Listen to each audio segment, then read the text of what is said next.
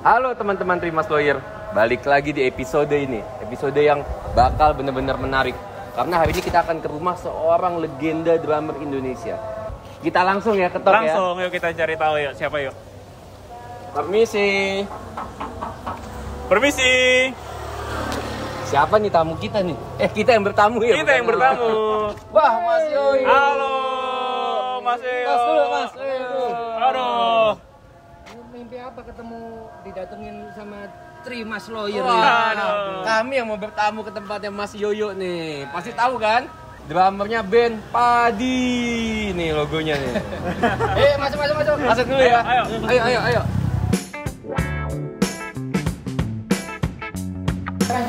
Waduh, makasih Mas Yoyo. Sorry nih ganggu. Mau pada minum apa ini? Mau pada minum apa? Wah, apa aja Mas? Apa aja, Mas? Apa aja. Oke. Ya udah kalau gitu nggak ada apa-apa emang. Bukan. Aku udah rapid test loh Mas, aman. Aman ya? Aman. Insya Negatif Allah semua, aman. negatif. Kita kan harus mengikuti protokol kesehatan. Betul. Sebelum syuting kita harus rapid Mas. Harus memang sedia hand sanitizer. Oh, iya. Waduh. Benar. Pakai masker. Ini nih, physical distancing nih. Kita minta ya Mas, semprot-semprot. Wah, boleh. Ini juga nggak apa-apa nih. Mimpi apa saya kedatangan Trimas Lawyer? Kami yang mimpi apa? Bisa Iya. bertamu ke sini. Bisa bertamu ke rumah legend nih. Tadi kita muter-muter Mas. Di mana ya? Oh yaudah, yuk. Tadi terus aku telepon. Untung Mas Yoyo ada waktu nih pas di rumah nih. Kebetulan pas lagi pandemi ini sibuk banget. Sibuk apa Mas? Sibuk nganggur. Tapi Mas Yoyo walaupun pandemi kan sering di Instagram aktif ya Mas ya? Iya, ngulik-ngulik lagu ya. Ngulik-ngulik lagu. Lagu lama, kayak lagunya Padi atau lagu-lagu lain. Apa persiapan lagu baru Mas? Persiapan lagu baru udah ada beberapa. Oke. Jadi ya tinggal nunggu waktu sambil berjalan aja. Pasti teman-teman pada menunggu nih ya lagu barunya ya. Iya. Ditunggu ya, pokoknya aktif-aktif lihat Instagramnya Mas Yoyo. Apa Instagramnya Mas? Instagramnya Yoyo Prasetyo 29. Nah. Di sini nih, teman-teman. Follow. Harus follow tuh, wajib tuh. Yang nggak follow kebangetan. Iya loh, legenda ini loh. Kita mau nanya nih Mas Yoyo. Pasti teman-teman Trimas Lawyer tuh bertanya, kok Mas Yoyo ini pilih karir sebagai drummer sih? Apa memang dari kecil udah mau jadi drummer? Apa awalnya dulu malah mau jadi gitaris atau pemain bola gitu Mas? Penyanyi, siapa tahu kan. Penyanyi Cita-cita juga, Mas. dulu apa sih Mas? Cita-citaku awal itu malah jadi tentara dulu. Wah, Serius Mas? Serius? Tentara? Tentara, karena di rumahku itu selalu jadi posnya om-omku yang taruna. Oh. Itu kalau pesiar gitu selalu ke rumah. Jadi ngelihat bau seragam, terus Iya. ngelihat Gagah gitu. gagah dari gitu. kecil tuh Mas ya. Wah, pengen jadi tentara di besok gitu. Tapi suatu saat pas diajak tanteku ke Bumi Moro waktu itu ya, di Surabaya. Oh, di Surabaya. Oh, itu apa tuh Mas? Bumi Moro itu tempatnya angkatan laut. Oh, tempatnya. Oh iya. Armada Armatim. Armati. Setelah di situ ngelihat latihannya, push up, terus udah gitu loncat-loncat, lari, udah gitu diteriak-teriakin, mikir 2 kali jadinya. Wah, enggak deh. Terus habis gitu udah kan Nggak gagal. kuat, Rek, Iya, gitu. guys. Itu usia berapa tuh Mas lagi ngeliat itu? Itu masih SD lah, Oh, masih kelas SD ngeliat 1, yang kelas 1 berat-berat ya Mas? kelas 1 atau kelas 2 gitu ya. Terus habis gitu main bola. Oke. Lagi suka-sukanya main bola. Sampai Persebaya dong Mas. Persebaya. Niak Mitra dulu waktu Oh, itu. Niak Mitra, zaman Liga Danhil Mas. Iya. Terus habis gitu sempat ikut klub bola. Pas lagi latihan cedera. Wah. Jadi tulangku patah. Waduh. Itu umur berapa Mas Yoyo? Umur kelas 2 sama kelas 3 lah. SD Mas. SD. SD. Itu kena benturan atau? Iya, jadi aku kiper kan. Oh. Pas ngambil bola, dia jatuh ke Iya. ke sini. Prak gitu lah. Udah, dari situ bapakku sempat stres kan. Wah, habis itu kebetulan bapakku itu hobi ngumpulin teman-temannya yang suka main musik, Iya. dibikinin studio di rumah, terus mereka suruh latihan gitu. Nah, dari situ Ke bawah tuh. ke Mas. bawah ngeliat apa teman-temannya bapak lagi main band. Alat gitu. musiknya langsung yang paling disuka waktu itu? Langsung drum, Oh. langsung drum. Berarti Bapak non sewu musisi berarti Mas ya? Bapak bukan, dia Bukan. dia nggak bisa main musik tapi Seneng suka. ngumpulkan teman-temannya. Iya, suka. Oh. Sampai dibuatin dengerin studio, musik, ya? sampai Oke. dibuatin studio, Oh, mantap di ini. di apa siapin alat. Jadi mau nggak mau tiap hari nongkrongnya di studio. Gitu. Setelah aku udah mulai serius main drum, dibikinin band keluarga dulu sama Oke. bapak, sama kakak-kakakku, sama ada sepupu juga, Personilnya keluarga semua keluarga itu ya? semua. Itu di Mas usia masih SMA, SMP? Masih SD. Oh, masih SD Iya, sudah iya, band kelas lu. 3, kelas 4 lah ya. Wih. Iya, kelas 4. Masih muda udah Iya, ngeband kelas itu. 4. Cuman karena kakak-kakakku kurang terlalu berminat, akhirnya Oh. bapakku cariin temen yang lebih profesional ya. Iya. Jadi waktu itu kerjaannya ya nontonin festival musik gitu. Hmm. Festival musik SMA, Iya. festival musik remaja gitu. Terus dilihat, wah ini gitarisnya enak nih, ini basisnya enak nih, vokalisnya enak nih. Setelah mereka turun, kita nyamperin ke belakang panggung. Bapakku yang lobby mereka, mau nggak ini apa main band sama anak saya? Sampai begitu ya? Iya, nanti kalau mau main ke rumah gitu. Akhirnya dikumpulin lah, setelah komplit jadi band. Band pertama itu dikasih nama Majapahit. Majapahit. Itu Mas Yoyo usia SD. SD kelas 4 ya. Nah, yang teman-temannya yang dikumpulin sama Bapak sudah SMA. Sudah ada SMA, ada yang udah berkeluarga gitu. Terus setelah itu ikutan festival-festival gitu kan. Kemudian tahun 87 ya, aku bikin band lagi namanya Andromeda. Oh. Andromeda. Itu sama teman-teman yang beda, Mas. Iya, teman-teman yang beda. Terus udah gitu Andromeda ini lebih serius gitu ceritanya. Karena kita udah mulai ikut festival Jawa Bali, festival Indonesia gitu ya. Dan alhamdulillah pernah juara 1. Wih, keren, Mas. Juara 1 itu tahun 93. Oke. Nah, tahun 89 itu sempat juara 3 dan aku dapat the best drummer waktu itu. The best drummer usia Best drummer usia 13 tahun. 13 Hebat, tahun. hebat banget ini. Best drummer. Jadi emang Gitu. itu ini bakat legend. Bakat. Keluarga sini ada nggak sih Mas memang pemain atau memang kayak bapak gitu kan memang suka musik tapi kan bukan. Bukan dari tapi bapakku bisa main gamelan. Oh, Iya, bisa iya. main gamelan. Gitu. Jadi kalau dari turunan banget ya nggak ada ya. Oke. Selain drum nih Mas Yoyo bisa musik apa lagi? Karena di rumah ada studio, jadi aku belajar sendiri, Mas. Belajar main keyboard, belajar main gitar ya, tapi asal-asalan aja. Bisa semua berarti ya, Mas ya? Untuk bikin lagu biasanya. Untuk bikin Karena kalau lagu. bikin lagu kan nggak bisa cuma pakai drum kan. Iya. Karena Harus butuh pakai- melodi itu ya. Iya, butuh nada, butuh melodi. Berarti dulu yang ngajarin main drum Sinten Mas? Siapa Mas? Ada namanya Om Udin dulu. Om Oke. Udin. Om Udin. Setelah itu sempet belajar kursus yang formal kan di Yayasan Musik Indonesia. Itu cuman bertahan 3 bulan. Di Oke. Surabaya. Di Surabaya 3 bulan. Bertahan 3 bulan karena Bosen. oh Bosen. Iya, 3 bulan Soalnya ketutup baca, gitu. terus suruh ngitung, aduh main drum suruh ngitung. Oh, iya. Akhirnya udahlah sambil ngeband aja gitu. Oh, Jadi oke. belajarnya sambil berjalan sambil sama Otodidak band ya, gitu, Mas. otodidak. lalu kemudian Mas ketemu teman-teman padi yang lain itu kapan Mas dan gimana ceritanya? Ya, jadi sama Andromeda itu tahun 95 bubar kan. Oke. Setelah itu aku lulus SMA, sempat hijrah ke Jakarta. Iya. Kemudian nongkrong di Potlot. Iya. Ya. Nah, di situ sambil sambil belajar lah, sambil Iya. belajar, ketemu banyak musisi kan di sana. Iya, iya. Kebetulan aku juga slankers kan waktu itu. Oh, Wih, Ya, cuman bertahan setahun, habis itu niatnya mau kuliah aja deh. untung nggak disuruh gantiin Bim Bim ya Bang? Oh, waktu itu sempet gantiin drummernya Imanes. Oh, Imanes pernah dengar? iya, iya, Anak iya. Pantai. Iya. Iya, iya, Reggae iya. itu. Iya betul. Jadi kebetulan pas waktu itu Imanes mau tour 4 kota bareng Slank, drummernya lagi sekolah di Boston. Oh, Oke. Nah, terus aku ditawarin mau nggak bantuin? Ya udah, main. Sempet berarti ya? Sempet. Jadi bayangin aku dari drummer rock gitu ya, terus main reggae. Main reggae. Ya, tadinya awalnya agak kaku tapi ya bikin santai aja, jalan aja. Nah setelah itu 96 balik Surabaya kan, 96 balik Surabaya. Cuman setahun di Jakarta. Cuma setahun.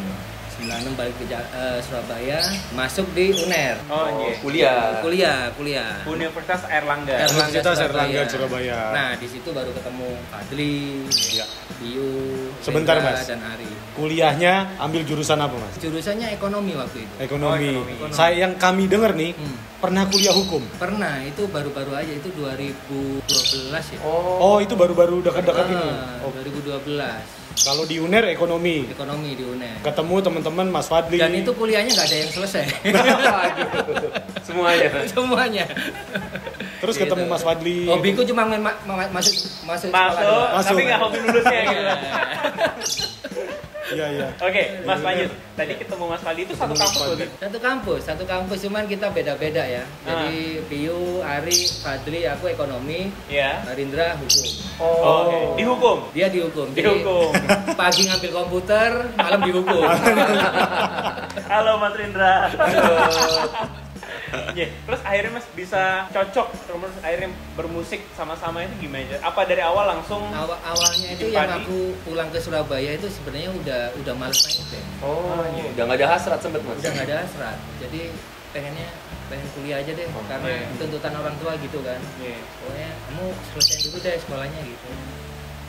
Cuman begitu ditawarin itu sempet maju mundur ambil nggak ya karena Fadli waktu itu ngasih demo kan Iya. demo, dia bilang yo ini ada teman-temanku mau bikin band, mereka sudah bikin lagu, Iya. cuman cari drummer, mau nggak? Terus aku dengerin kan, ambil nggak ya, cuman pada waktu itu aku memutuskan untuk kenapa nggak dicoba aja dulu gitu Iya, kan, iya. coba dulu. Setelah itu udah kita janjian latihan, sewa studio, main ngejam itu rasanya ada apa ya, ada Ketertarikan Koneksi lagi ya? ya. koneksi ya, Iya. tarikan yang kuat banget bahwa ini mungkin jalanku di sini gitu. Dan itu sudah langsung berlima itu Mas? Sudah langsung berlima. Sudah langsung berlima? Iya, sudah langsung. Dan sampai sekarang nggak pernah ganti personil ya? Alhamdulillah. Ini dari Masih tahun sama. berapa Mas berarti itu? Awalnya tuh. Awalnya dari 96 ya. 96 berarti ya. Kemudian 97 kita putuskan pakai nama Padi. Nah, kenapa tuh Mas namanya Padi? Mungkin kan teman-teman juga penasaran Iya. gitu. Iya. Namanya Padi Mas. Waktu itu aku asal ngomong aja sih karena sempet ini kan Krismon kan dulu ya. Oh, oke. Oh, itu, iya. Terus aku Iya. aku menimbun beras Oh, ceritanya. iya. Jualan beras, Jualan beras. Jualan beras habis Jadi gitu. padi. Ya, jadi anak-anak kalau ke rumah banyak beras ini ya. Ya udah kasih nama Padi aja. Terus dipikir-pikir Oh. filosofinya Padi juga bagus kan. Iya. Iya. Makin bersih makin merunduk. Terus udah gitu padi itu juga makanan pokok Iya. bangsa kita Iya. gitu. Iya. Jadi ya harapannya sih semoga musik kita bisa diterima semua Kalangan. kalangan. Dan terciptanya nama Padi itu di Surabaya atau di Jakarta Mas? Di Surabaya. Kita Surabaya. masih di Surabaya. Jadi pas kita serius nih bikin Iya. bikin band ini, band Padi ini, kemudian kita bikin demo lagu-lagunya. Iya. Kemudian kita bagi tugas. Jadi aku, Ari, Rindra sama Fadli kita tetap di Surabaya, main di pensi-pensi atau di kampus-kampus itu. Piu di Jakarta. Oke. Dia ke Jakarta buat nawarin demo-demo ini ke label. Oh. Jadi kita bagi tugas. Ya, Kebetulan oke. juga Piu sambil bekerja di Dewa. Oh. Jadi Mas iya. Piu dulu pernah ikut jadi teknisinya Andra Ramadan. Oh. Itu ceritanya. Ini banyak yang nggak tahu nih. Nah, ada slang, ada dewa, semua Ada punya sangkut slang, paut ya dewa. ternyata Iya, ya. ternyata musik itu ada iya, koneksinya. Dan mereka semua legenda juga kan? Iya. Iya, jadi setelah perjalanan itu juga butuh waktu kan, proses Iya. hampir 1 tahun lah kita nunggu jawaban dari label itu. Sampai pada akhirnya kita ditawarin rekaman, Iya. tapi nggak langsung album. Oke. Nggak langsung album. Kita ditawarin rekaman untuk kompilasi. Kompilasi. 1 lagu doang. Iya. Lagu Sobat Mas. Lagu Sobat, Lagu betul. Sobat. Lagu Sobat. Jadi teman-teman, jadi lagu Sobat itu adalah lagu yang paling terkenal dari band Padi waktu itu. Ya Mas ya, waktu kompilasi itu Mas ya. Iya, iya. Dan lagu pertama juga ya. lagu pertama Sobat itu lagu yang ajaib karena di kompilasi Indie 10 itu lagu Sobat ini nggak dijadikan unggulan, nggak dijadikan hits. Yang dijadikan hits itu ada lagunya Wong, pernah dengar? Oh, oke. Jadi di kompilasi Yang mana Mas judulnya Mas? aku lupa judulnya apa, tapi ada band dari Bandung Iya, iya. namanya Wong. Oh, Wong. Itu yang di apa promoin sama label. Jadi mau nggak mau kita promo sendiri. Kita gerilya promo sendiri ke radio-radio sendiri juga. Terus udah gitu berbekal satu lagu itu kita udah bisa dapet job banyak waktu itu. Gitu. Jadi Berbekal satu lagu Sobat itu.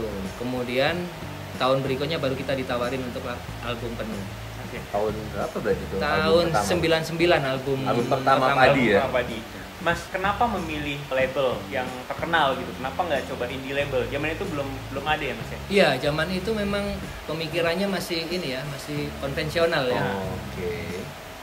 Jadi kalau kita mau menembus pasar nasional, industri musik nasional ya mau nggak mau kita harus masuk ke label. Label yang sudah terkenal gitu, Mas ya? Ya, sedangkan juga biaya produksi waktu itu kan juga lumayan besar kan. Iya. Ya, kita kan anak-anak masih masih belum berpenghasilan jadi ya harus ngikutin arusnya. Iya. Nah, biar teman-teman Terima Sawyer di rumah tahu nih Mas, ketika lagu Sobat itu ditawarkan ke label, itu sistemnya apakah label itu membeli lagu itu atau gimana, Mas? Beli putus atau Tunggu, aku lupa. Kalau yang Sobat itu sepertinya sudah sistem royalti ya. royalti? Sudah sistem royalti. Cuman karena kita tahun Sobat itu kan 98 ya. Iya. Kemudian kita 99 rekaman full satu album, lagu itu dimasukkan lagi. Oh. Nah, dari situ kontraknya udah semakin serius gitu kan. Kontrak dan ya zaman itu kan kita masih apa ya, darah muda ya. Iya. Ngelihat kontrak rekaman album gitu wah Seger ya, Mas? nggak pakai mikir, nggak pakai dibaca, tanda tangan aja deh. Ternyata ya gitulah. Berarti memang ada plus minusnya Mas ya kalau kita mengambil jalur indie label atau kemudian kita ikut pada label yang terkenal Mas ya? Iya. Mungkin ini gini ya, karena pada waktu itu juga teknologi juga nggak secanggih sekarang. Kalau sekarang kan semuanya bisa dikerjakan sendiri. Semua kita mau promo sendiri di platform digital juga udah bisa gitu. Kalau pada waktu itu kan masih memang benar-benar konvensional. Kalau mau rekaman serius ya kita harus ikut label, habis gitu promonya bikin video klip, TV-TV, radio-radio seperti itu. Ya. Oke Mas, mungkin teman-teman Terima Sawyer di rumah juga pengen tahu nih Mas, bayaran Mas Yoyo pertama kali sebagai drummer berapa sih Mas? 10.000. Secara profesional tuh? 10.000. Yang profesional, bukan yang masa kecil, Mas. Bukan yang sama Padi ya. Iya. Pada waktu aku masih kecil waktu itu 10.000. Oke, Jadi 10.000. terima 10.000 itu wah. Dulu senilai apa itu Mas? Wah, Gede ya? Gede lah waktu itu ya 100 ribuan kali ya. 100 ribuan. Nah, kalau sudah sama Padi Mas? Setelah sama Padi itu berapa ya? Itu enggak ya? Enggak. Pernah lah, 500.000 pernah. Oke. 500. Awalnya tuh, Mas. Awalnya. Di tahun 99 itu Mas, 98 itu ya? Di 98. 98. 98. Kalau main-main yang di pensi di kampus gitu kadang-kadang nggak dibayar. Justru kita yang mendaftarkan diri. Ikut ya gitu. Mas, untuk album pertama itu apa sih judulnya Mas? Album pertama judulnya Lain Dunia. Lain Dunia. Lain Dunia itu hitsnya ada Dewi, ada Begitu Indah, ada apa lagi ya? Zaman lagu itu gue masih SMP tuh. Oh iya. Iya. Oh. Oh, udah pada dengerin. Dia pada dengerin. Gak nyangka kan idola waktu SMP akhirnya ketemu saat kita sudah gede, itu amazing lah. 20 tahun kemudian. 20 tahun kemudian. Ya Mas Yoyo, kalau album Mas di Padi itu yang paling berkesan itu album yang mana sih Mas? Yang album yang paling wah menggelegar gitu, yang ngebuat nama Padi akhirnya sampai ke seluruh Indonesia Mas. Kalau untuk dikenal banyak orang ya, Iya. album pertama, kedua itu album yang paling tinggi penjualannya. Iya. Karena pada waktu itu bisa sampai 1,7 juta Kopi. Wow. Ya. Yang paling jaya tuh, Mas. yang paling jaya. Terus sudah gitu, kalau menurut aku yang paling berkesan ya, berkesan itu album ketiga, Sweet Masyo. Oh, oke. Karena Kenapa Mas? Untuk pribadi Mas Yoyo. iya, karena lagu itu kita rekamannya di Australia, Wow. Melbourne. Jadi kita bawa alat gitu kan Iya. ke Australia gitu. Dan itu pengalaman pertama kita rekaman di luar kan. Kita juga kerja bareng orang bule gitu kan. Nah, itu pengalaman yang seru, Iya. yang seru. Terus udah gitu karena album 1, 2, 3 itu dikerjakan analog.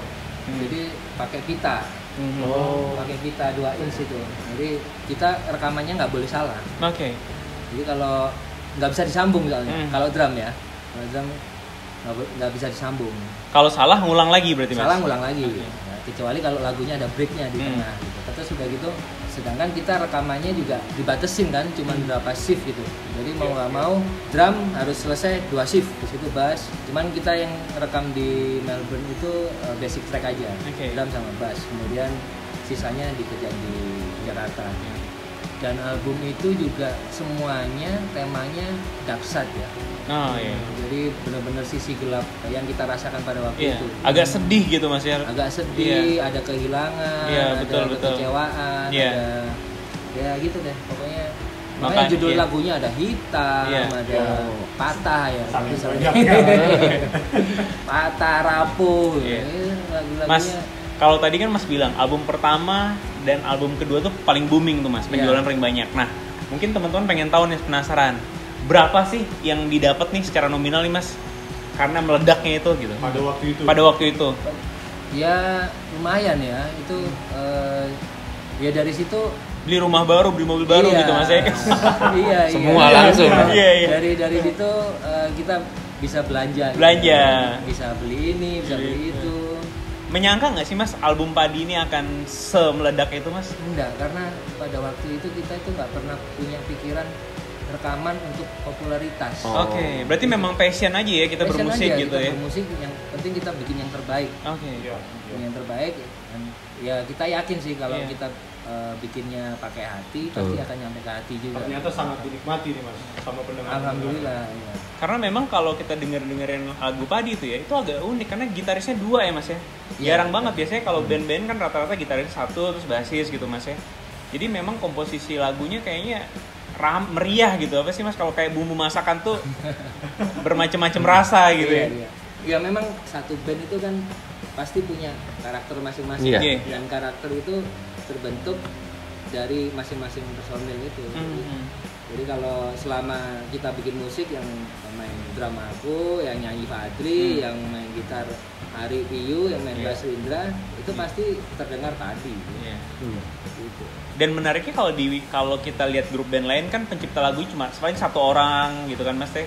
Kalau di Padi itu semua nyiptain lagu ya Mas ya? Semua hampir rata, cuma kebanyakan memang yang produktif bikin lirik Piyu ya. Mas Piyu ya. Piyu, karena mungkin dia pengalamannya lebih banyak. Iya.